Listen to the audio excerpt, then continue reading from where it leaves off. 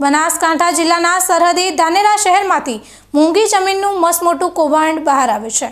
ધાનેરા શહેરના જાગૃત નાગરિકે અંદાજિત આજના ભાવ પ્રમાણે 250 કરોડની જમીન મામલે તપાસ સહિત ગોલમાલ કરનાર ઇસમો વિરુદ્ધ કાર્યવાહી થાય તેને લઈ મુખ્યમંત્રીથી લઈ પ્રધાનમંત્રી સુધી લેખિતમાં રજૂઆત।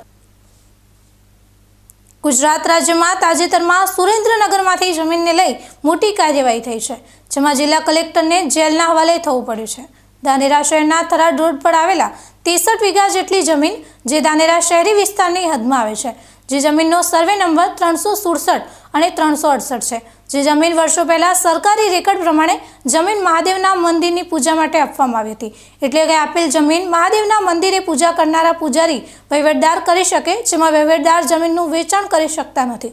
જો કે વર્ષો પહેલા સ્થાનિક અમલદારે જમીનમાં કૌભાંડ કરી જમીન જૂની શરતમાં ફેરવી જમીન પ્રેમાભાઈના નામે કરી દેવામાં આવી હતી, જેને લઈ જાગૃત નાગરિક કમલેશભાઈ ચૌધરીએ મુખ્યમંત્રી સમક્ષ 63 વીઘા જેટલી જમીન શ્રી સરકાર કરવા માટે તમામ પુરાવા સાથે મજબૂત રજૂઆત કરી છે। ધાનેરાના થરાદ હાઈવે ઉપર આવેલી જમીન સર્વે નંબર 367 અને 68 જે ભૂમાફિયા દ્વારા પચાવી પાડવામાં આવેલી છે જમીન, એ જમીનને છૂટી કરવા માટે છેલ્લા 6 મહિનાથી બધાએ એના ડોક્યુમેન્ટ અને ખોટા રેકર્ડ ઊભા કરીને સરકારી અધિકારીને જાસમમાં લઈ અને આ ધુરંધરે જમીન પચાવી પાડી છે। આ જમીન છૂટી કરવા માટે હું પીએમઓ ઓફિસ, સીએમઓ ઓફિસ બધી જગ્યાએ અરજી કરેલી છે। આ જમીન છૂટી થાય એવી મારી વિનંતી। અને આ જમીન અંદર 64 વીઘા જમીન સરકારી જંત્રી પરવાને 125 કરોડની જમીન થાય છે। આ જમીન પચાવી ધાનેરામાં જીઆઈડીસીની જમીન માટે અછત છે, તો આવી મોટી જમીન 64 વીઘા છૂટી થાય તો ધાનેરામાં જીઆઈડીસી જેવી કોઈ સરકારી યોજના બીજી મોટી આયોજન થાય। આ જમીન છૂટી થાય એવી મારી વિનંતી।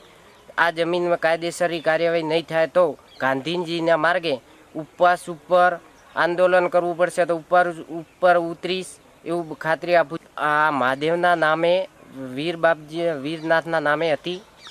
આ જમીન પચાવનાર પૂર્વ નગરપાલિકા પ્રમુખ પ્રેમાભાઈ ભુજરાભાઈ તરક ધાનેરા પચાવી પાડેલ છે।